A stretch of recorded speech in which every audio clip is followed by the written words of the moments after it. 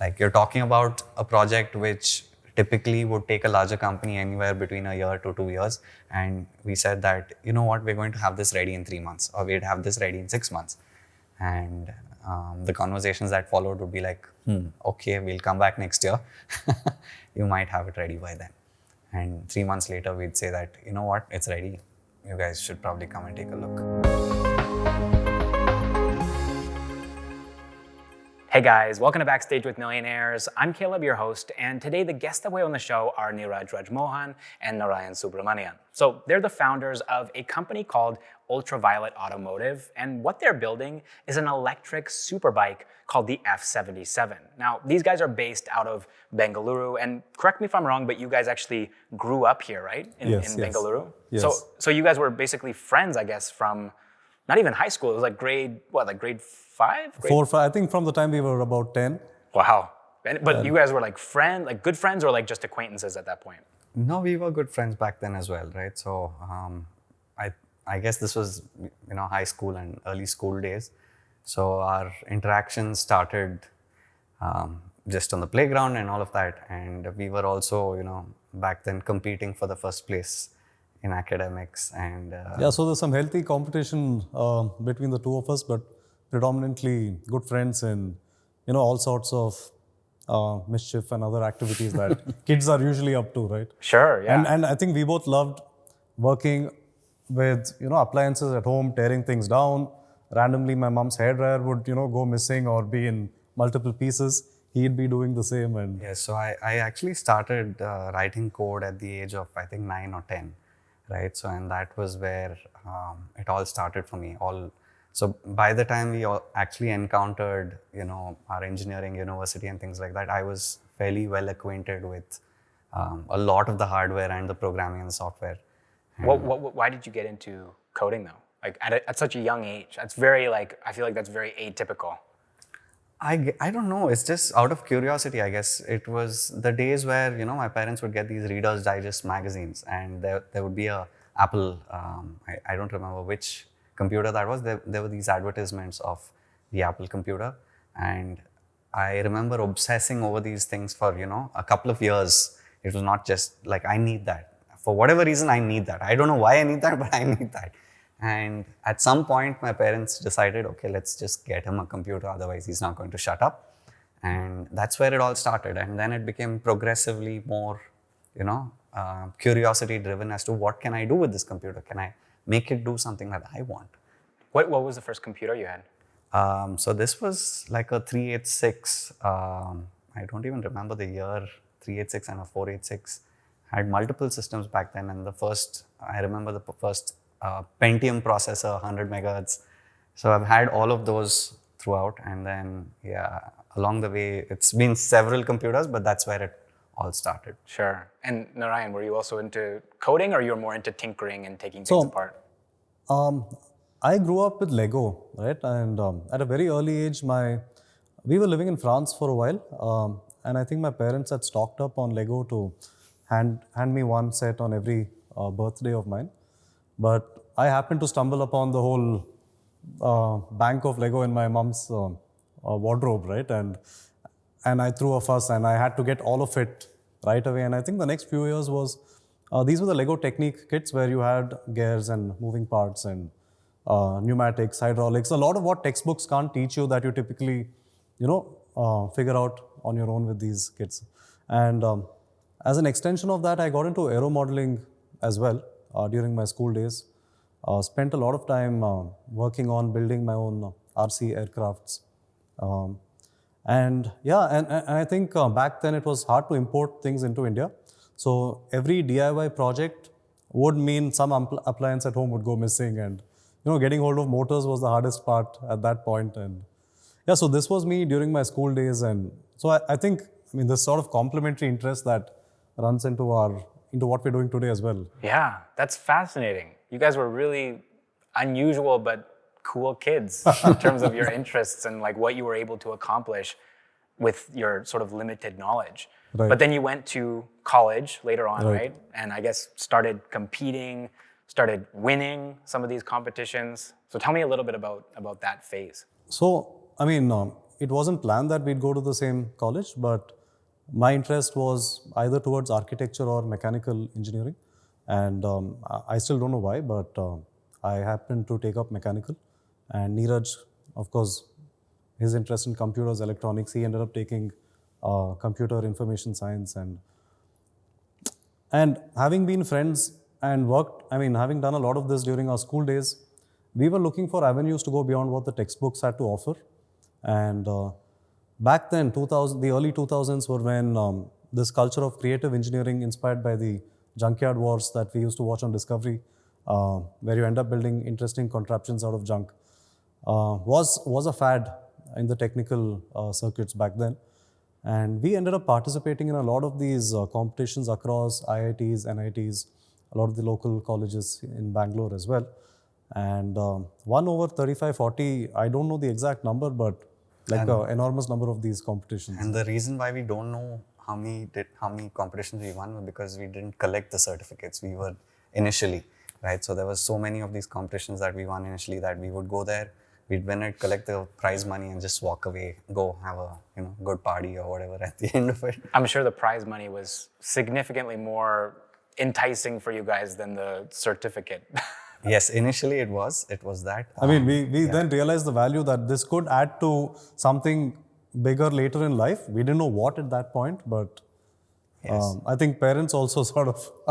At some point, they started to see the value in all of this as well, that these guys are doing something that is beyond, the curriculum, and it's not just the grades. There's more to talk about here, and that adds value to any conversation with anyone, right? So. Definitely. I know these competitions, they do sort of the prize money is quite significant, and you guys were winning a lot. Yes. As far as I know, you guys were kind of, if you entered one of these competitions and you showed up and your competitors saw you walking into the room, they were just like, oh, we're going to lose this, or not lose, but we're definitely not getting first place, right? Yeah, that did happen in course of time. Yeah. It didn't happen at the very beginning. Over a period of time, it sort of ended up there, and we'd see the same faces and be like, yeah, okay, we know these guys. Sure. We ended up building robots, aircrafts, hydroplanes,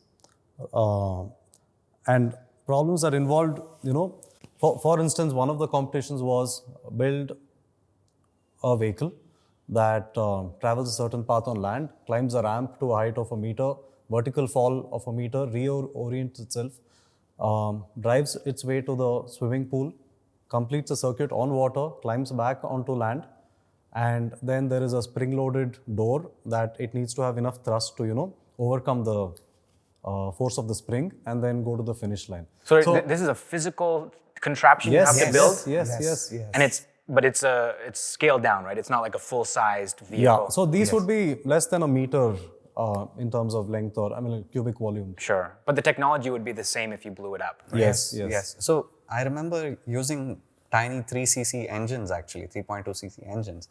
And it was fun.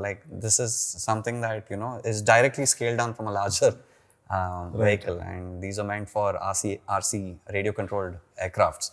And we use them in tiny cars or, some of these boats or various kinds of things. So, yeah, even though it's just a scaled-down model, the mechanics and the physics is the same.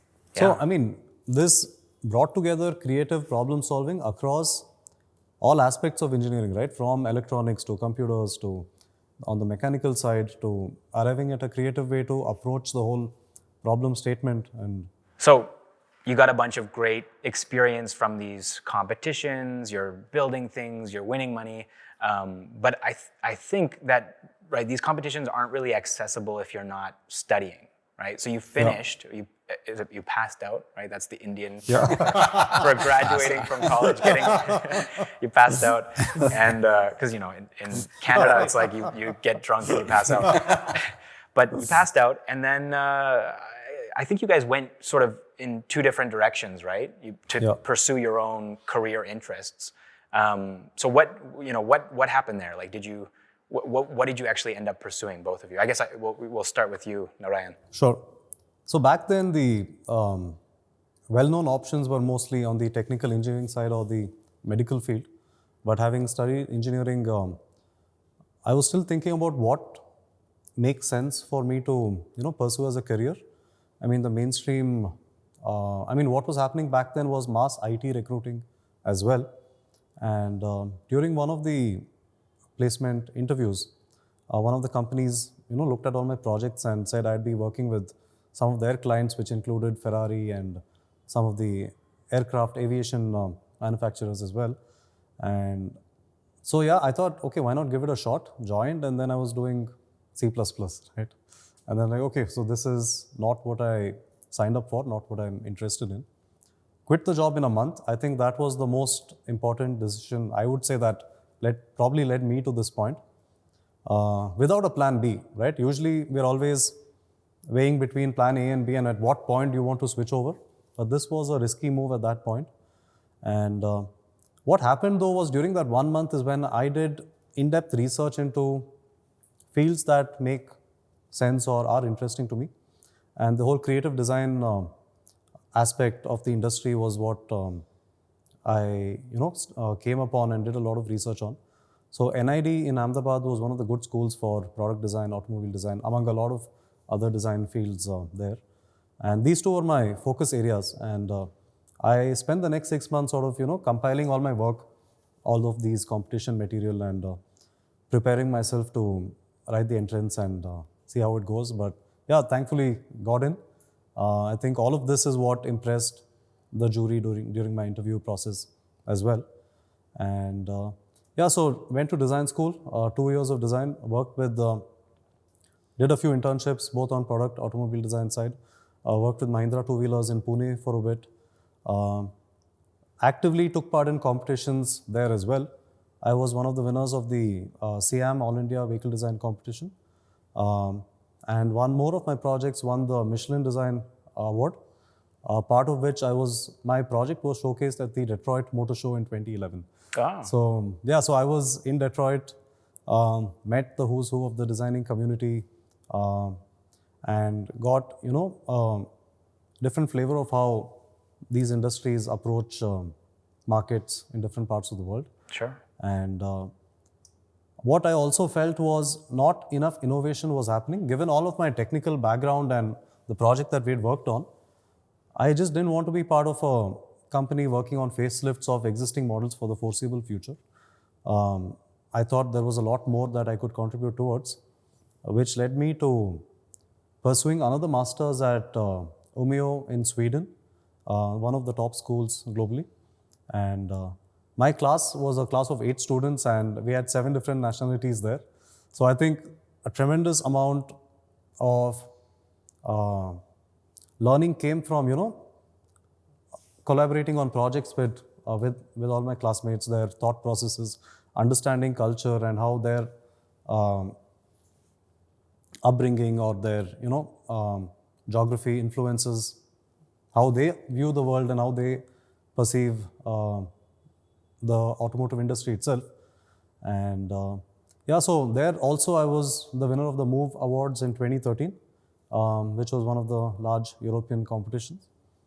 And in between, I went to Japan, worked with Toyota, Daihatsu for some time, worked on a concept car development there. So it was 4 of us who were there in Japan. It was me from India, one of my colleagues was from Germany, the other one from China, and the other one from US. So it's 4 of us working on 4 different projects and let loose in Japan. So we had a lot of fun. And I mean, it was crazy work experience as well because the Japanese culture also is something, that I agree with, which is go big or go home and yeah, every aspect of life there was very interesting, lots to learn. Moved to Germany after that, worked with Volkswagen for a while. And I think that's when we both reconnected seriously in terms of, can we get together and work on something that, has far-reaching consequences and Sure. I mean, can we do that out of India? Yeah. And he was also shuttling between US and India That's what I wanted to know too. While all of this was going on and you're getting all of this amazing experience, I think Neeraj, you had passed out and and you went to work at Yahoo, right, for a little bit? Yes. And then how did things sort of progress from there? Sure. So for me, like I had the best opportunity out of campus, right? So campus placement started to happen, and Yahoo was considered to be at that point, the best, the best opportunity for someone who studied computer science, right? And I at that point I did not know that I would even, get through an offer and things like that, but it did work out that way. Now, the good part was that, okay, I had this thing, and at this point, I was considering should I do a master's in computer science, master's, PhD, other avenues, because I was very clear that my interests are going to be technical in nature, right? So I was now weighing between masters and a really good job offer from Yahoo. And at that point, I decided to go with Yahoo. But within like a year or 2 years, I had already sort of started to see that, of course, I was thrown into like the deep end of the pool, if you have to put it that way, which is that there were challenges, right? I was dealing with like hundreds of thousands of servers and, building things for scale. Like if I messed up on my job, then Yahoo Finance or Yahoo Media would be down, right? Wow. And that every minute of downtime or every minute of sale information on a stock price would mean like people are going to get affected by this information. So it was a challenging job for me at Yahoo. But for me, there were interests beyond that as well. So towards the second year, while I was there, I started tinkering on weekends on a certain project that I was interested in. This was the early days of quadcopters and these, unmanned aerial vehicles of different types, and started trying to build something that could be completely autonomous. So actually went down the path of started building a prototype, started programming this, and along the way I'd been talking to Narayan as well, and we started, I don't remember where and how, it was just phone conversations that were happening. And at some point I was like, okay, I need to pursue this full time. It's not going to happen with, only weekends. And that's when I decided to quit Yahoo. And again, this was like, people would think that's a pretty crazy decision because you've got a really good job and now you're going after something which, like, there's no certainty of any sort. I mean, this was 2010, right? Startups was an unheard of concept in India back then. There was like maybe one or two startups there. There were startups, but I think hardware, tech, drones. Like globally, there were companies starting out back then. But India was a little behind in terms of startups back then. Right? How are you able to, had you saved money from Yahoo, or you had a solid support system in your family? Like, how did you actually afford to quit your job?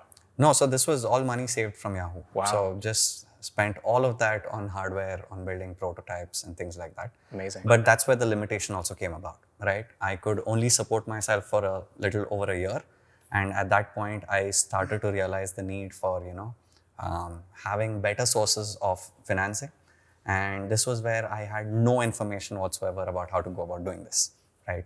Didn't know how to talk to investors, there's no plan there, frankly. And so this was when, even though I had always decided that I wouldn't be doing an MBA or, learning anything about finance or economics, I decided to study further. And that's how I ended up in Philippines at the Asian Institute of Management. And so I was like a very technical person doing an MBA, and which was a weird experience that I had there. But I think in the end, it all makes sense because now sort of that gives that foundation to building a business, right? And even though it's not rocket science, it's basic stuff in terms of economics or finance. It's just ways of doing business, right? All of that came back in terms of what we're doing today, right? So after my MBA, I actually came back to India and worked with another Valley-based company. So this is called NetApp. So I was working with what is called their advanced technology group as a product manager. So my job there was to there was a team of about 40 PhDs and postdoctoral researchers. And my job there was to understand market requirements and also to drive research objectives. So very long-term sort of projects, 3 to 5 years from now, what would be happening in this space, things like that. Sure. And yeah, so we'd been talking again back then. I remember Narayan going to Japan and then to Germany.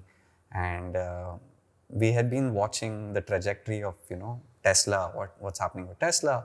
And it was only a matter of time that EVs, it wasn't a question of, is it now going to be hydrogen powered vehicles, right? It was electric vehicles are happening. Sure. So And you guys had that experience too with lithium-ion batteries, Yes. with Yeah. building electric robots or vehicles or Yes. Right. gadgets. But I think you had also, sort of before you jumped into starting Ultraviolet together, you had also founded some kind of, it was like a hyper-local sort of communication app too, right? Yes. So that was the second time I quit my job for no good reason. As you know. So you a were lot of- convinced that hyper-local was the next sort of big yes, thing, right? Yes. So one of my co-founders was my colleague at NetApp, and he had this really good idea, which I thought was at that point great, which was that all of us have smartphones. Like you've seen that adoption happen in cities and urban environments.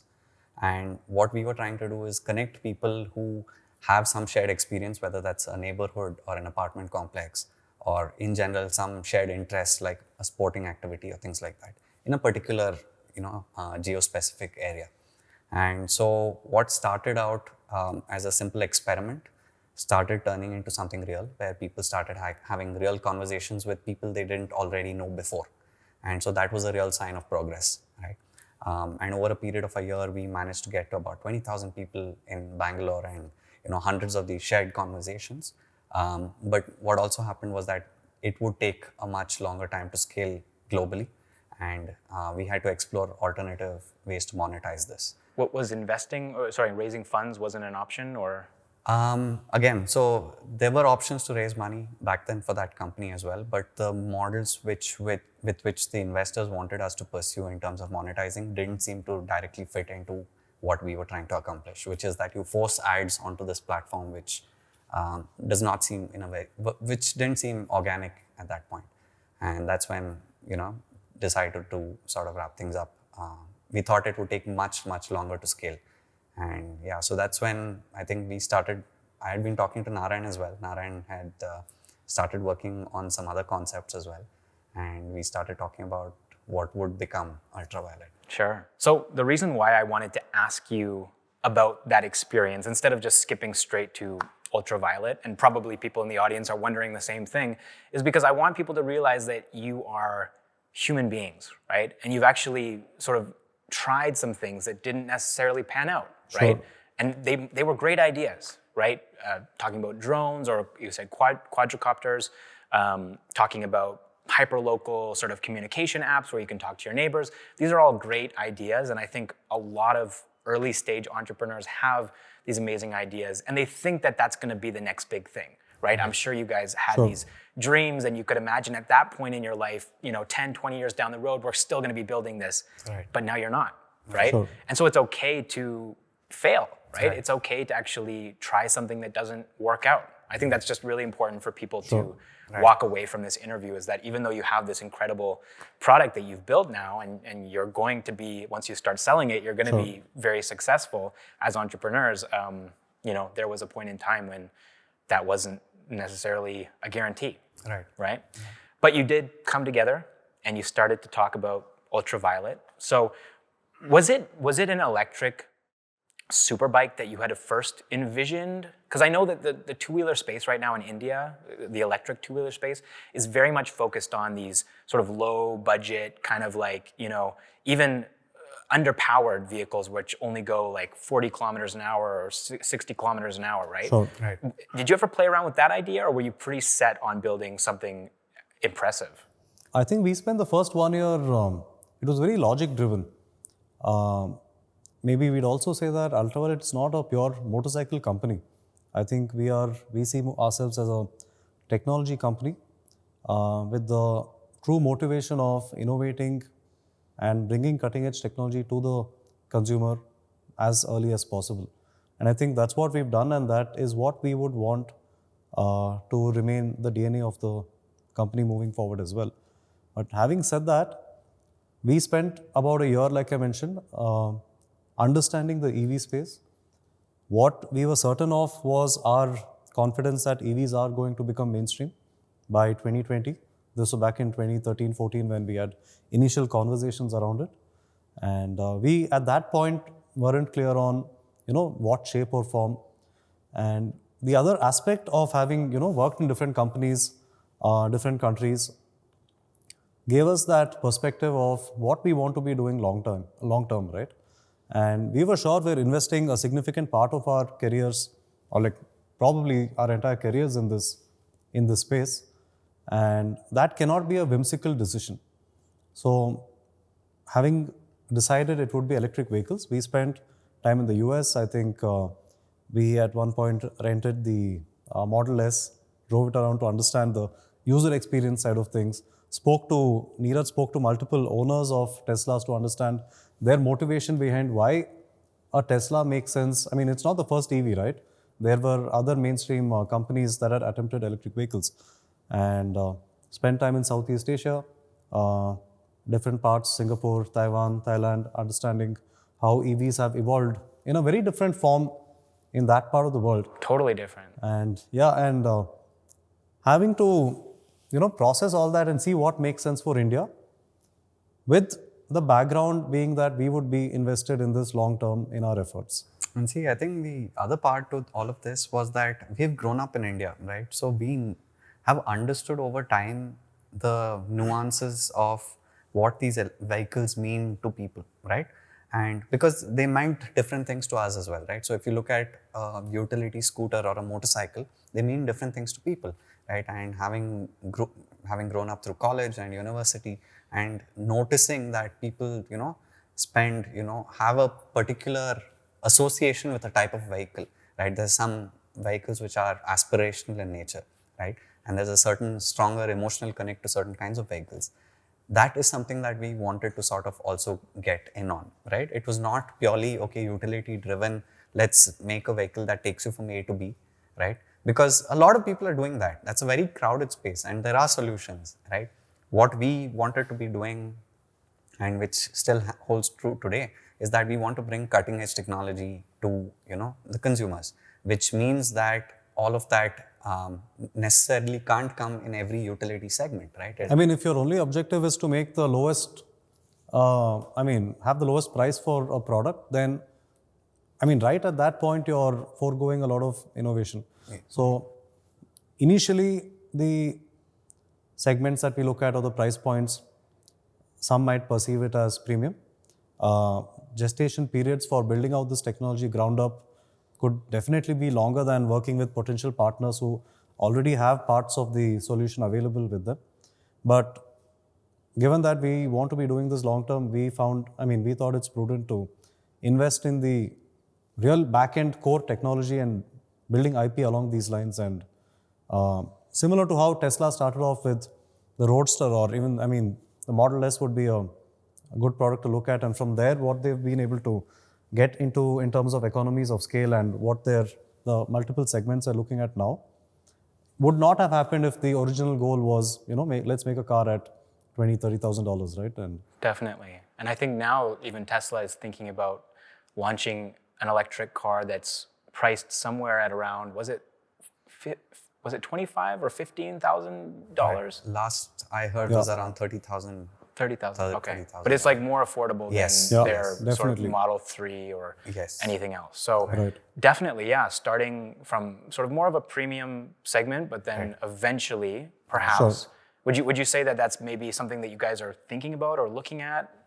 We are agnostic to problem solving, right? Whatever areas are there to innovate on, of course we would be there.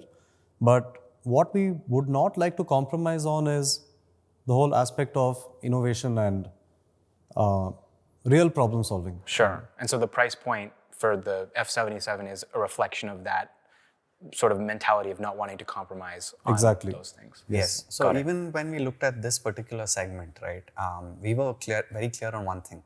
We had seen certain electric vehicles being priced at 2 times or 3 times the comparable IC engine equivalent.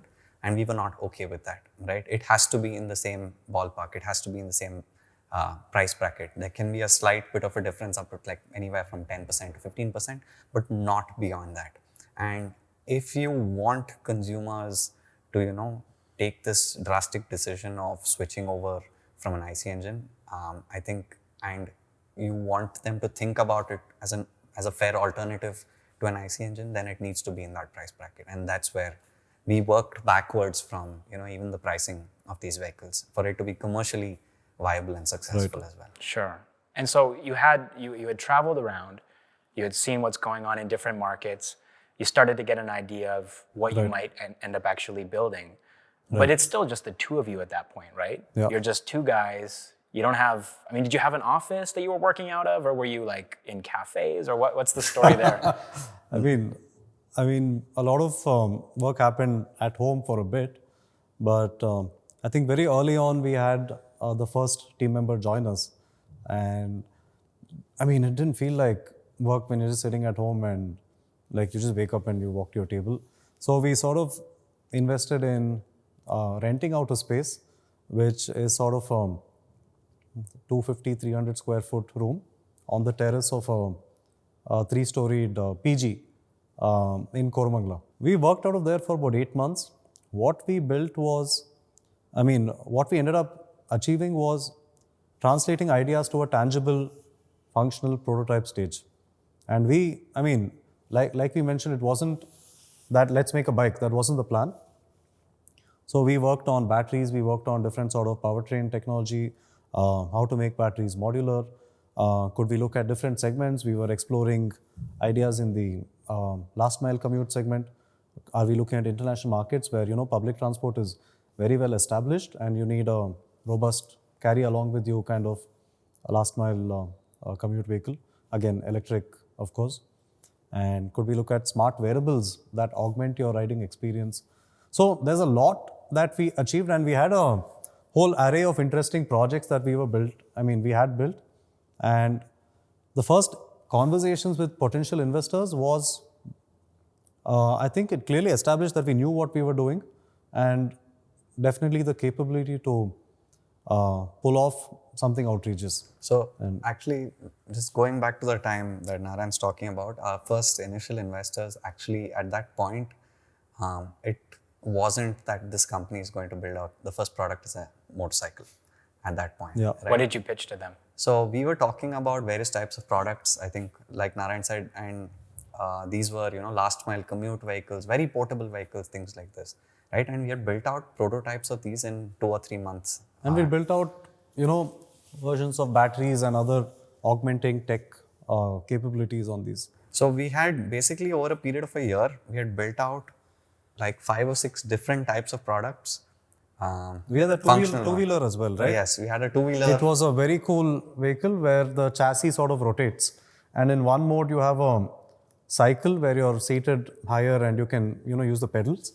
And the other mode, you're sort of seated like a cruiser and you use the electric powertrain. Oh. So the problem statement here was, I don't want to be drenched in sweat when I get to office at 9 a.m. in the morning, so I use electric and I exercise and cycle back home. On the same vehicle, right? And I think we won a bunch of international awards for this concept as well. And But it just remained a concept, Yes. right? Yes. Okay. So, the way we see it actually is that there is a time and place for that as well.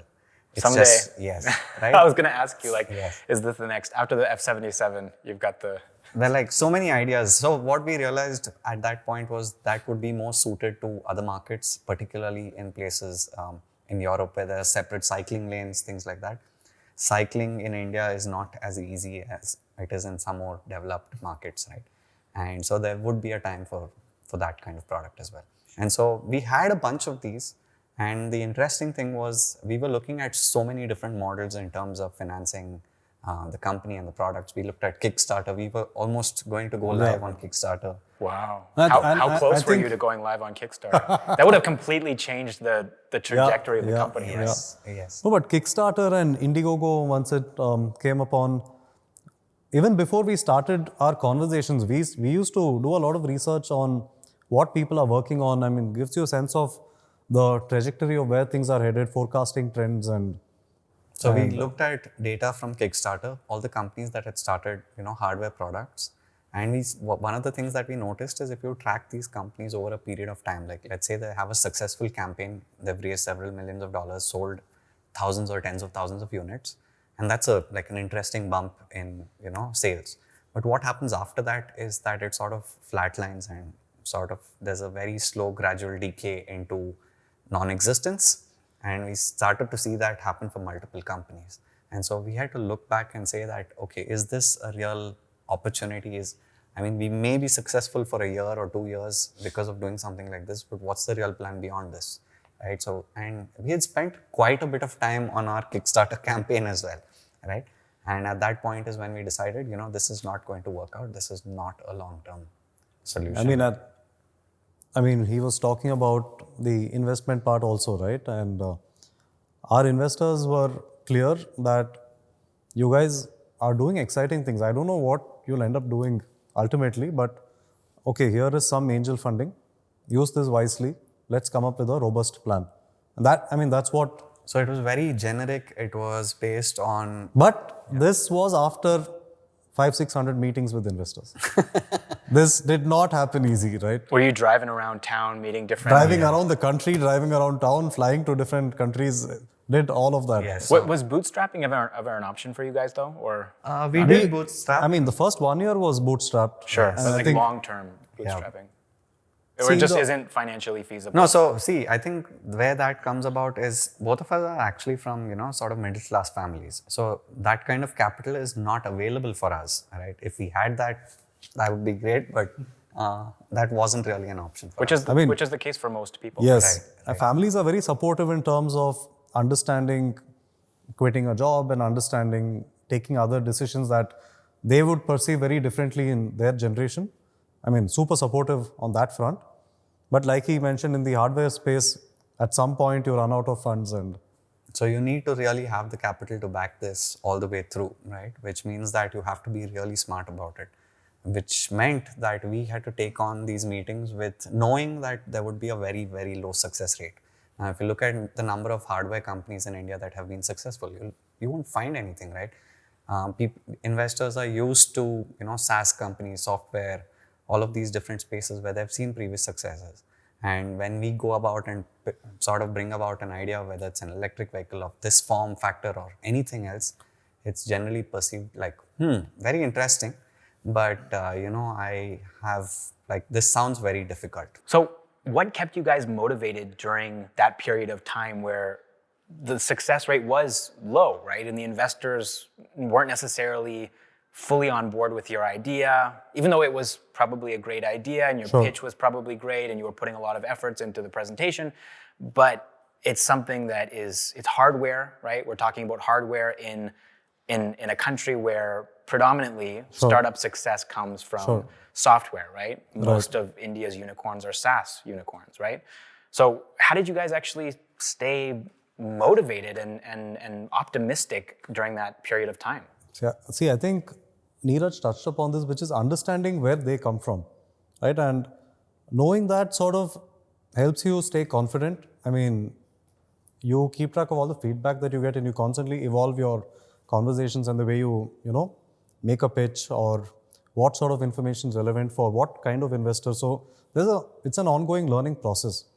But beyond a point, if the common factor across a lot of these investors is that they don't understand this technology or this space, then you know that it's not a problem with what you're doing.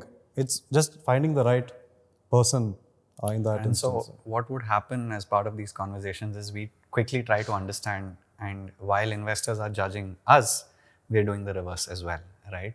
And over a period of several hundreds of such meetings that happened over several years, we are now able to tell whether this meeting is going anywhere or not in the first 5 or 10 minutes. And so we decide to spend our time more wisely that way. Because see, it's not just the investor side. We know that in certain cases that it's not going to work out. But at the same time, we know internally what is the progress that is happening. We've seen phenomenal growth on the vehicle, on the product, on the hardware, on the technology itself. And we know what the other comparables are out there in the market. So we know we're quite confident about what we're doing, right? Yep. And if it's not a conversation that I can have with a person who can understand that, then let's not spend too much time here. Let's not waste our time, right? So sure. But in the early days, you probably did end up wasting quite a bit of time, or you had a lot of your time wasted, right? Wouldn't call it wasting. Yeah. I guess you were learning, right? Yes. It's experiential learning. I think you can call it that. Sure. Rather than say that, absolutely, completely wasted your time. But surely it was it exhausting. but it gives you a larger sense of perspective in terms of how the outlook is not only for an angel investment, right? Because this is a problem you need to tackle moving forward as well. So, I mean, and in some way, how do you influence or build enough confidence that a lot of these conversations which were earlier didn't result in something? Maybe opinions at a later point could be different. And what are the concerns that each of these individuals would see in a certain business plan or in the progress that we are making, right? And how would we, like, do we already have a plan to address these risks, or is it something that we have not thought of before? And so by the time you get to your 100th or 200th meeting, you pretty much know every question that is going to come about, and you know that you've already addressed it, or what is your plan to address it. And now it's more of a factor of just, does it make sense for the parties involved here, right? Sure. What advice would you give to entrepreneurs who are raising their first round, or they're thinking about raising their first round? I don't want it to be a super general question, but like if they're facing a lot of rejection or investors questioning them and not in a positive way, right? Where they're just asking innocent questions, but actually like, is this really going to work? Do you guys really think this is going to work? Like, what would you say to people in that position? Right. See, it depends. It really depends on what you're trying to build.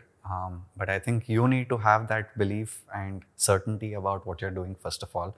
If you aren't confident that this is going to work out, then how are you going to convince other people? Right? See, That's the most basic thing.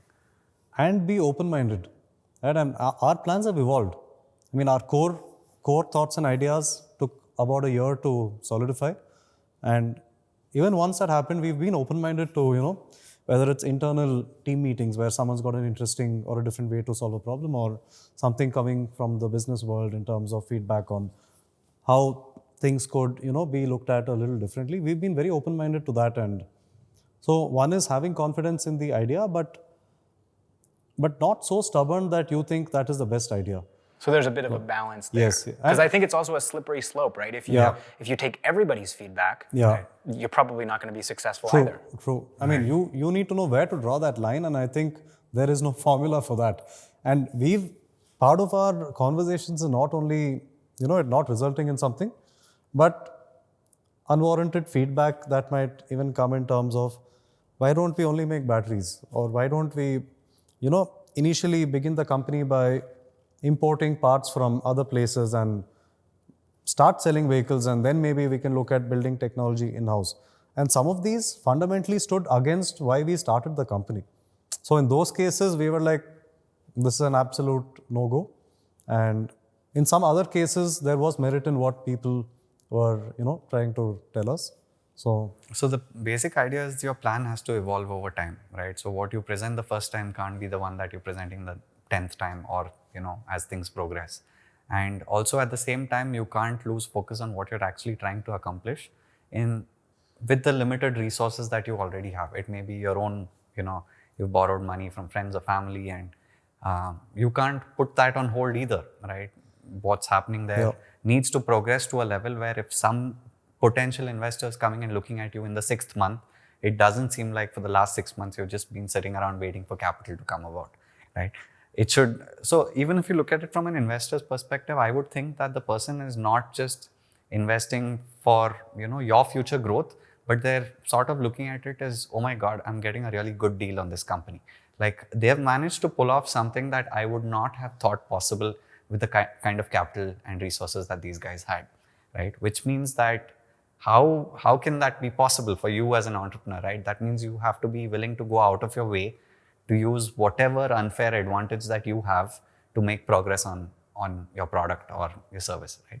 And I think we have had to do every single one of those things, not just from, challenges didn't end once we got that first capital, right? The challenges just grew to a different scale at every stage. So right, from, even renting a place. So I think the second office that we had was again rented at a rate that was lower than what was the market rate, because our friends, someone wanted to use that they had space. A property which was vacant for a few years, and they didn't find the right clients. And so we were like, okay, we're a struggling young startup and we want some help here. And they were like, okay, I can help you for up to 6 months, figure your stuff out, and then we go back to market. And that 6 months was the right window that we needed at that point as well. So there are very small, like, advantages that we had because of our backgrounds or because of something that we had done in the past, and we just kept building on that to make progress, right? And I think that would apply to anyone.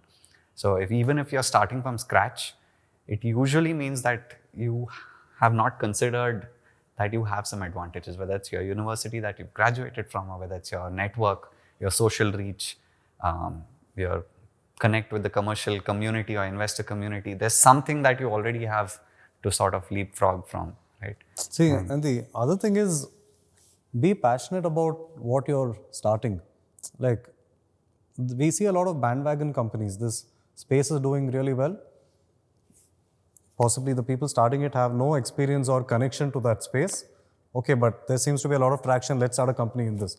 That, more often than not, sort of creates a negative outlook towards that space. And I mean, not really an approach that I would recommend for people. I mean, if you're really good at a very niche, small area, maybe you start out there, that could blossom into something much larger.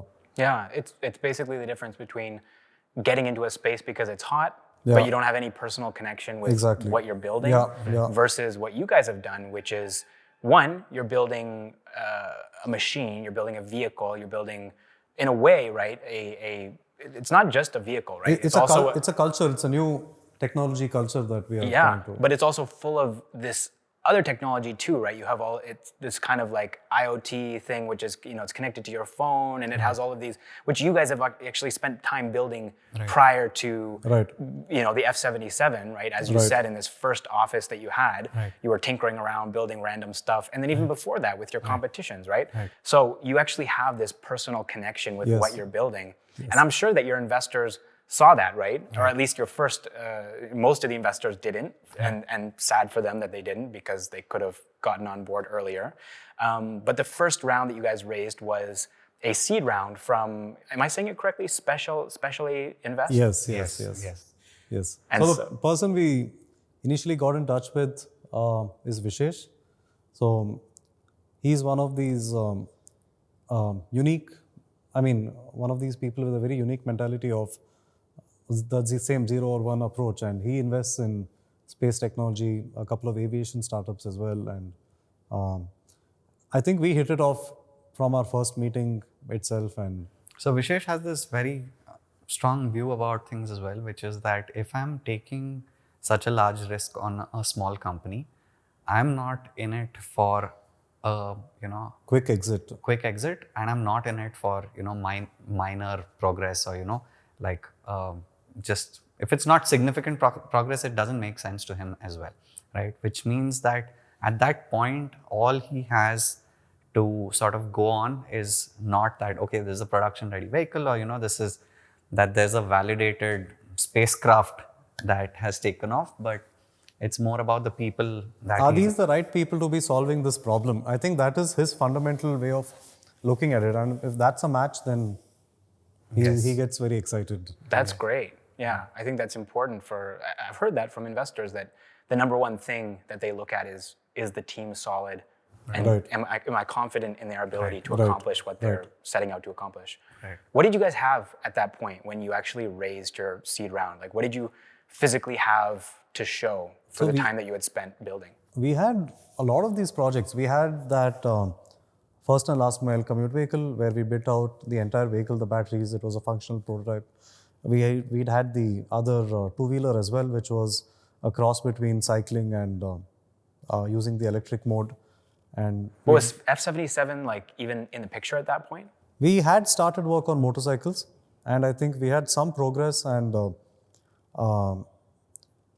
understanding of battery tech and smart battery technology and building out batteries for a high performance requirement, which, like you mentioned earlier, hadn't been done because the rest of the vehicles that we see are the low-end scooter companies. And I think that sort of, all of that we'd spoken about and built out and validated, plus the cumulative learning and the sort of, I think it was a 5 or 6 member team at that point. Yes, we did have a 5-member team, if I remember correctly. But the good part was we had something, real. It was not a presentation, it's not a blueprint, it's not a roadmap. It was, you can sit on this, go take it out for a spin, right? And so that was the starting point, and it was very often that the investor or any strategic person who would come about there would think that how did these guys even get to this point, right? And that was an enormous body of work for 10 to 12 months time. Yeah, yeah. But that's your specialty, right? Yeah. Is you were competing before this, right? You had a lot of competitions. Yeah, You were able to yeah. build stuff really quickly. Yes, no, that actually was, I'd say, the advantage that we had. Like, everything had to be done in a short time span. And frankly, I think the only benefit that startups have over incumbents is that they can move quickly, right? And that needs to be your advantage. And if that is your advantage, then everything you do needs to reflect that ability to move quickly. And so when we started out, we were building entire functional prototypes in 2 or 3 months, right? From the electronics to the hardware, to the mechanical, to the batteries, to everything, right? And it was meant to do its job as a prototype. It was not meant to be a production vehicle, but the point was that if we can get to this stage in such a short Where the period of time, fundamentals are validated. Yes. Maybe not the fringe features and. right, you're not at that point, you're not, testing for 100% endurance over, 100,000 kilometers. That is the next stage. But you're validating the foundational aspects of building something like that. Right? And that is what we would always have in place. And no matter the meeting with any party along the way, it was always that I would have expected these guys to be like a few stages behind where they are now. Yeah. Yeah, it's really impressive how you guys went from pretty much nothing and no funds, right? You didn't raise any funds at that point, but moving from one office to another, and now you have a team of, you had said 5 people. Right. You've got a bunch of, random products and ideas that you're building. So I'm sure that was one of the biggest reasons why you were able to raise funds at such an early stage. Right. But did those funds actually change anything? Did they change the direction that things were going for you guys in terms of what you were focusing on? So for sure, yes. I think most importantly is we had reached the saturation point of development with the team of 5. And there were a few other areas that are not nearly our expertise within the group of 5, where we needed, some highly motivated, experienced people to join the company. And I think a significant part of that helped in the team going to maybe from 5 to about 10 to 15 people. Yeah. And super talented people who come with a similar mindset of I'm working for a large company, but progress is very slow. But maybe here, so far from whatever our interactions have been, it seems like things are heading in a positive direction. And so even this phase, I would say, was not easy, because what we were talking about back then was getting very professional, skilled individuals to join the team. And most of these folks had, all the way from about 8 years of experience to about 30 years of experience. They're working with large, either automotive companies, consumer electronics companies, or aerospace companies, both mechanical and, electronic side. And so for them, it was still, if you have to look at it from their perspective, there's this company which has raised a seed round. But there's a lot that is still uncertain. Yeah, there's a lot of uncertainty. I'm going to be giving up my stable, high-paying job to come and join here, where there's no guarantee of success. So it was actually quite a bit of a challenge for us. It wasn't, so once you solve the money problem, it doesn't mean you've solved all the other problems, right? Now you have some funding, or you've secured the funding. Now you actually have to have that progress, right? Which has to make sense at a later stage. And for that, you need to have very, very skilled individuals to come in, right? To hire those kinds of skilled individuals, did you have, because of your seed round, did you have enough funds to comfortably sort of hire the people that you wanted, or did you have to sort of be careful about how many people you were bringing on, or how talented they were, or what you were offering them? Like, what were the constraints there? It was a very fine balance, right? It was always that there's this individual who has, a really good market salary, and you don't want to give them a sort of, ask them to take a pay cut, because now they're coming in with sort of a negative view. But at the same time, if you hire them, now that is significantly... That's a significant part of that funding angel investment itself, right? Right. So now you don't know that decision whether it's going to play out in your advantage or not. That, I think, was the lesser of the two issues. The larger one was identifying the right Yes. motivation. And How do once- you motivate people who are coming in so early? So, I mean, we know from conversations if their objective is to get a pay hike, if the objective is to, meaningful contribution to our larger vision. And I mean, there is no wrong or right here. It's just what is a fit for our mindset at that point. And a lot of these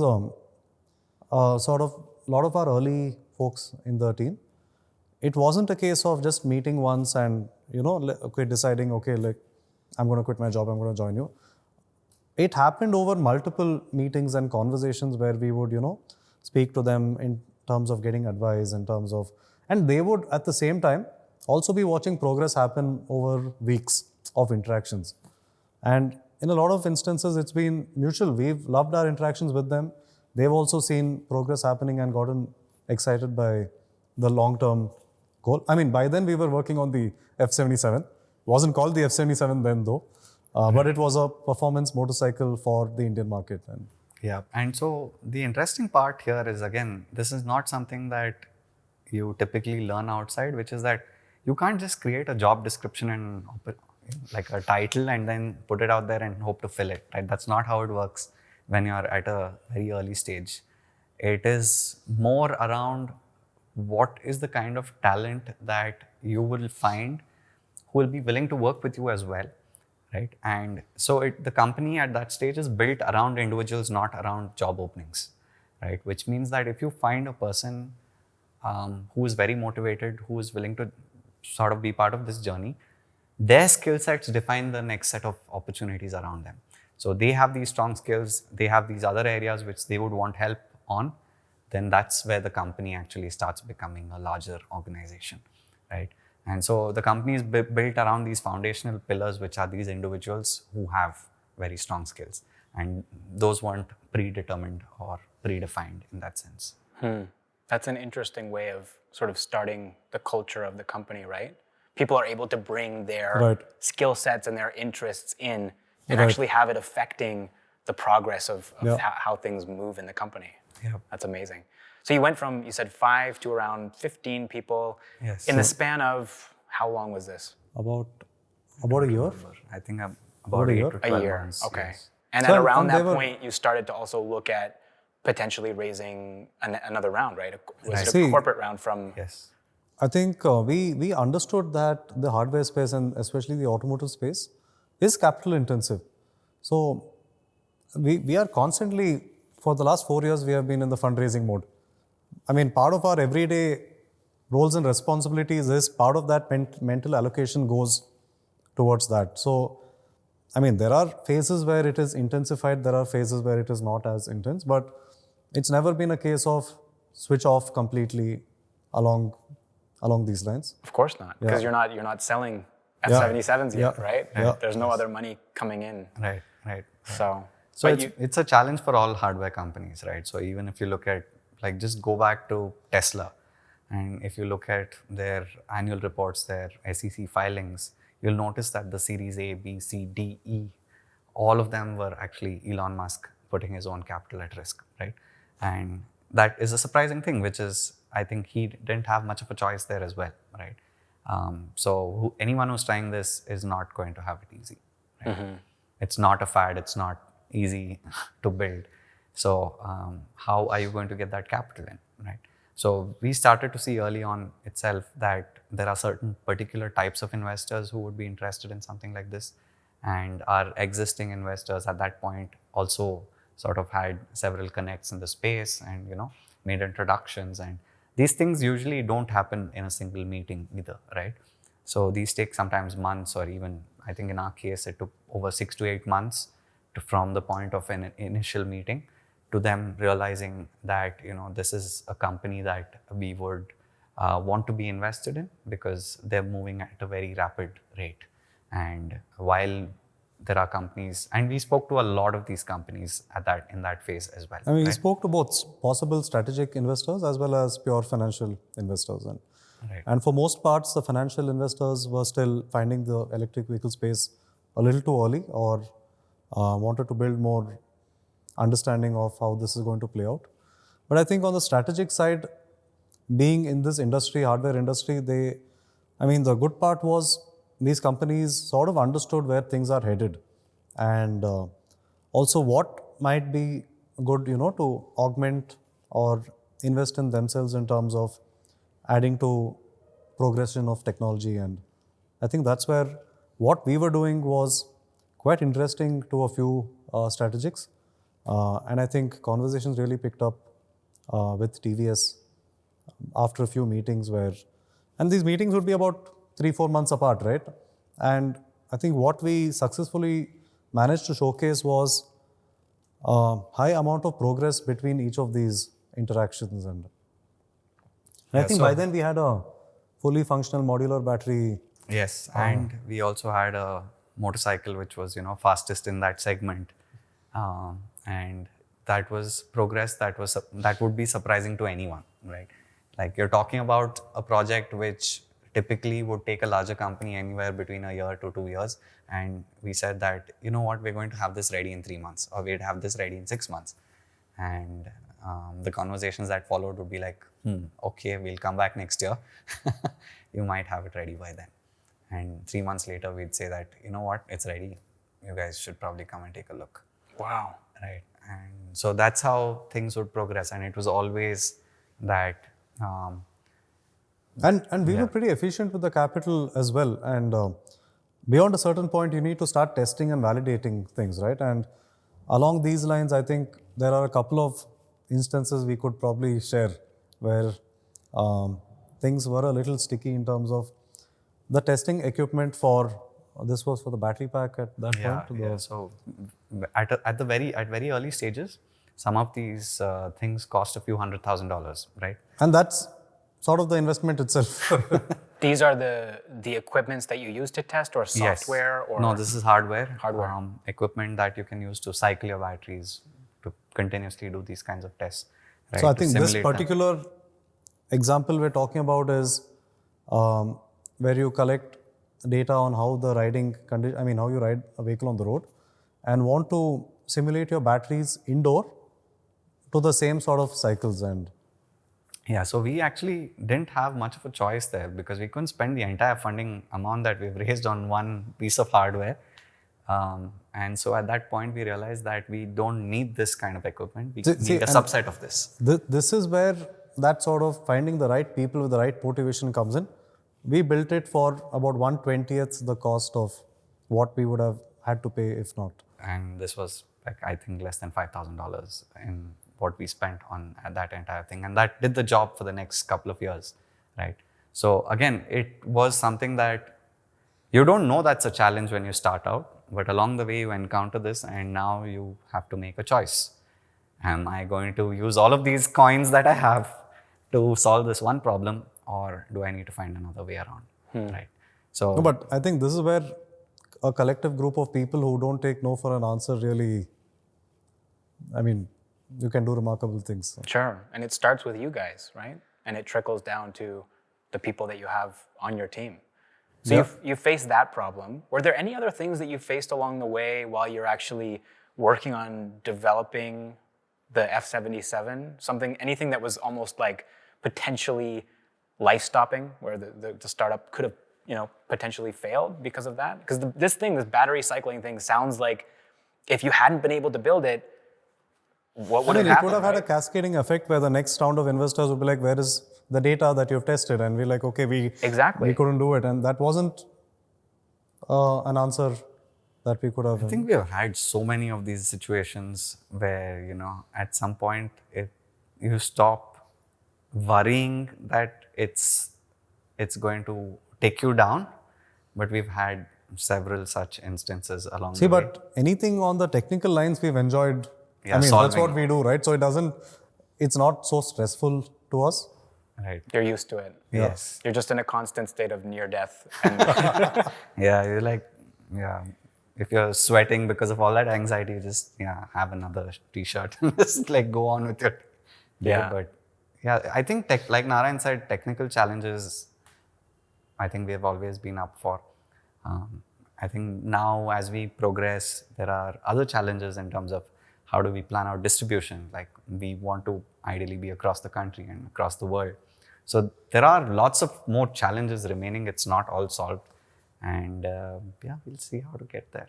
Sure. Yeah. So going back to there was a corporate round with TVS, and I think they've participated in every round since then, right? Yeah.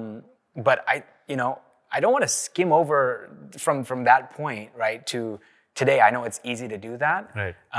But have there been any sort of noteworthy milestones or moments in the journey where things changed direction, or like I said, anything challenging, or even big successes along the way that are worth mentioning? Right, sure. So I think one of those things is around the battery technology, right? So when we started off, we were very particular that the kind of batteries that we're building are meant to scale into these very high performance motorcycles, right? We're talking 30 kilowatts, 50 kilowatts, this kind of power, right? And the existing batteries, what was considered state of the art at that time, and still today outside of this company, is 3 kilowatts, 5 kilowatts of peak power, anywhere to about 10 kilowatts, right? I'm not talking about cars, because cars you have like a much larger volume and space.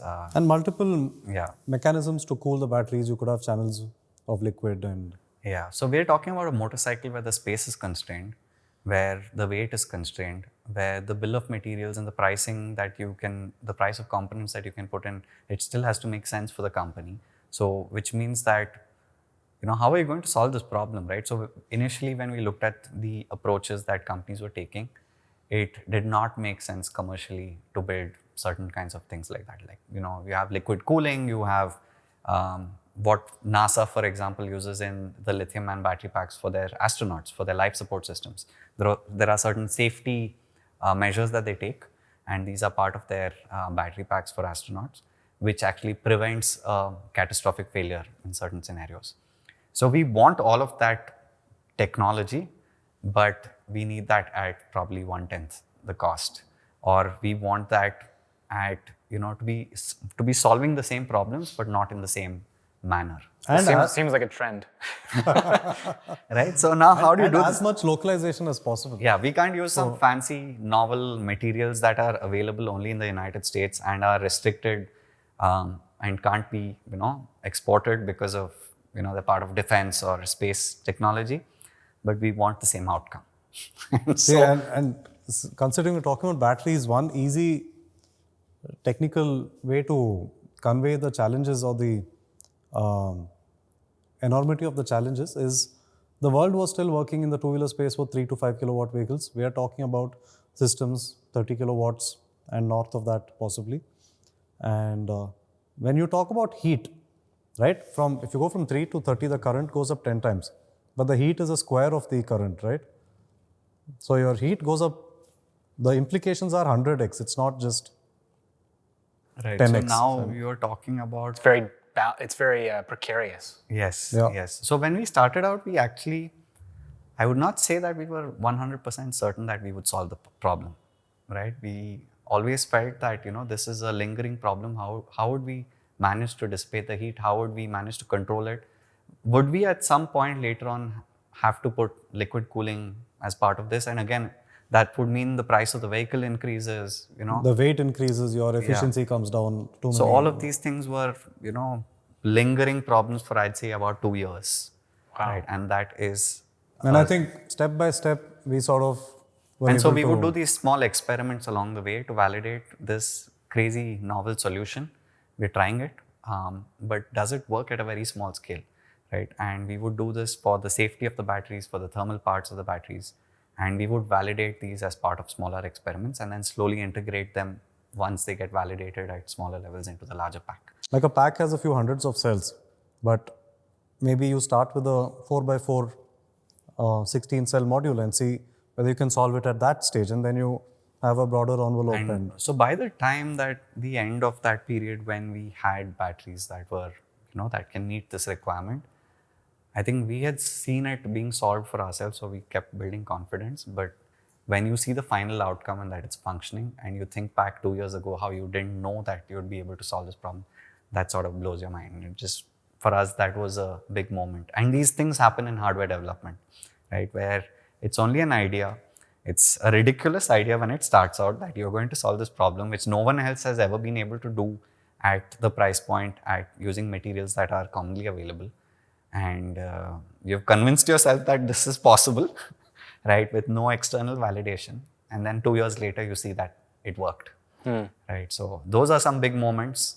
And if those didn't pan out, we'd have to, seriously consider what alternatives. Can we really build a motorcycle that performs like this, right? You would have a weight compromise. You would have so many other compromises made on the vehicle. So here we are today. We've got the F77 behind you guys. I'm sure there's some little things that you're working on here and there. Sure. And the launch date has not yet been announced, but Sure. It's sometime in the foreseeable future, right? So that's really exciting. And I can't wait to see these on the roads of Bengaluru and other cities across India. Absolutely. So what is the road ahead in the short term look like for you guys? What are you anticipating? What are you gearing up for? What's going to happen? Sure. I think like you mentioned, we're looking at in the near term getting the F77 to all of the consumers. There's been tremendous interest from all parts of the country, different parts of the globe as well. And our immediate focus is to get this across as many locations in India as possible. I think that's what the two of us and a few other people on the team are aggressively pushing for and trying to accelerate this. On the technical side, we are in the process of setting up our assembly facility and plan to ramp up our production as well. And I think more details on this we will be following up with in the coming quarter. And so after India is what which also might be interesting. There is tremendous interest from North America, parts of Europe, parts of Asia, Latin America as well. I'm not surprised. I mean, look at that thing, right? This isn't just an Indian bike, right? This is for the world. Right. And I think what we've been cognizant of is keeping our product development in line with meeting requirements to scale globally. And as to how and when we go about it remains to be fine-tuned. We are definitely looking at taking this product to as many geographies as possible. So the funny part is that we've actually received interest from 180 countries, right? And when there was a list of these countries which I was going through, and I wasn't sure which continent they were part of, and these are tiny island nations and larger countries, North America, South America, Europe, Southeast Asia. And it was very clear that we would not be able to sell the vehicles in all of these countries to begin with, but we really need to have a good way to expand globally as well, right? And again, it goes back to what the product really stands out for, and it's I think that's where the interest. It's all organic. Like you said, it's a no compromise approach that we've taken there, which is now evidently coming through to consumers as well. Yeah. Sure. And so for us now, these are all good problems to have. We need to ramp up production. We need to be able to distribute globally. So it's more logistical issues that we are trying to solve. And while the technology is sort of stable, and that's what we've built on over the last few years, now is where we are sort of coming at it from the perspective of a larger company, figuring out distribution, production, these kinds of challenges. Sure. And you guys are you're in it right now, right? This is the present, and you've come a long way already from just the two of you, and then eventually 3 of you and 5 of you, and shifting from one office to the next. Now you have this beautiful office here in Domlur, and you've got a team of upwards of 50 people, right? So you're already kind of in the middle, I would say, of this journey as entrepreneurs, even though it probably feels like the beginning almost because the product is still yet to launch. Sure. But things are going to change, right? How do you guys feel about your roles as people in this company and as founders changing over the next couple of years as this company actually launches the product, starts to scale across India, scaling across the world?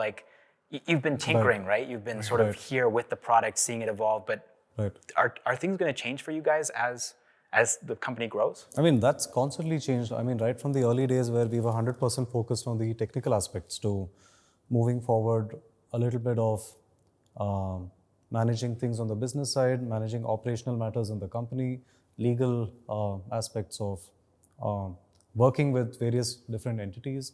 So, I mean, it's been a constant learning process for the two of us, and there's a lot to learn from each other's style of how we approach dealing with situations and problems as well.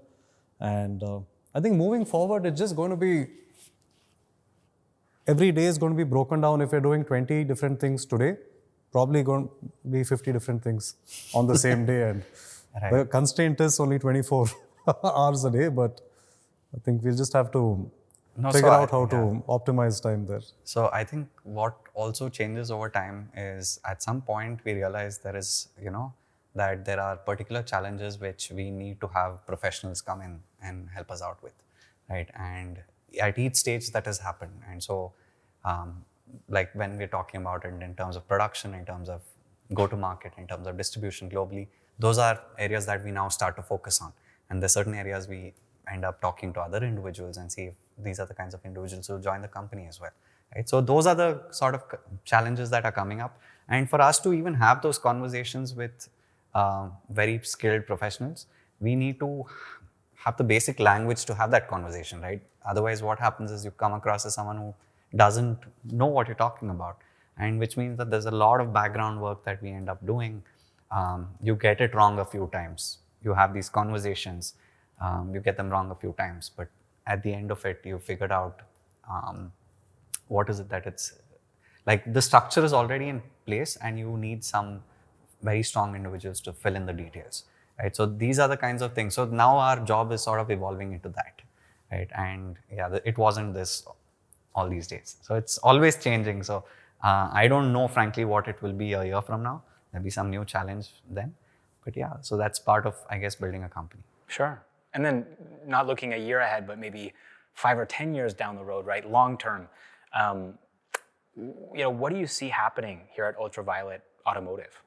Yeah, I think at a very high level, we want to inspire more people to, take up on challenges and embark on developing solutions for things that other companies might be taking time or might be ignoring as well. And yeah, we've already started to see this happen, right? The number of hardware companies about 5 years back to now, there's been a tremendous increase, and I think we want to influence, inspire more and more of this moving forward. I think that's from a very high level. I think with regard to Ultraviolet, we will remain true to our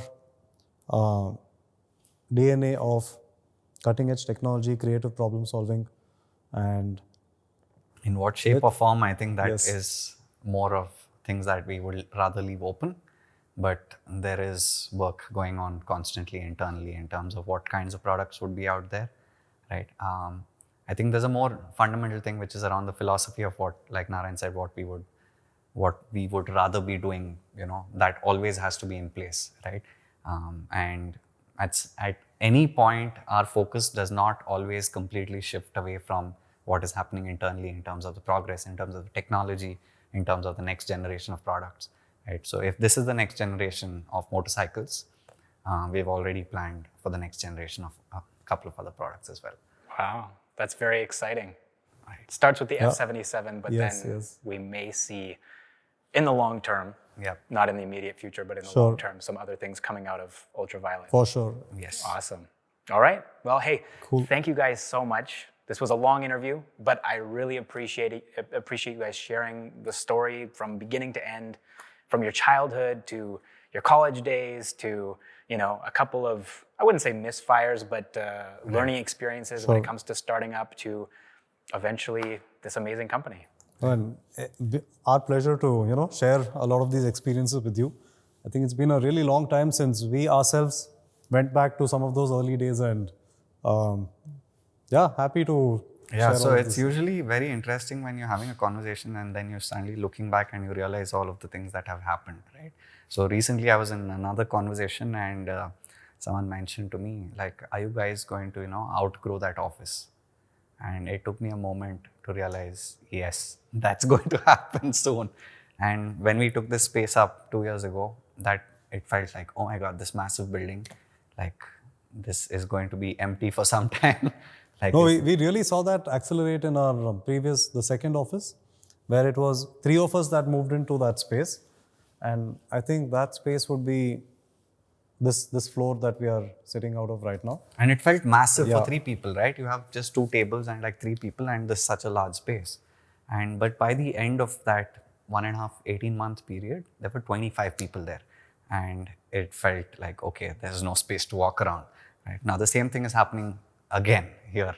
It's going to happen soon. Sure. And this came about as a sudden realization. It's been building up internally, but when you sort of just someone else gives you that perspective, like, oh my God, okay, that's happening. Yeah, you're on a journey. Yes. And sometimes you forget where the journey even began. Yes. Right. Yes. Right. Yeah. Well, I wish you all the best of luck with the rest of the journey. Thank you. Sure. I think I have a very good feeling about this company. Like I said, I can't wait to see these bikes on the roads. Do you ride bikes? I have a scooter, so Okay.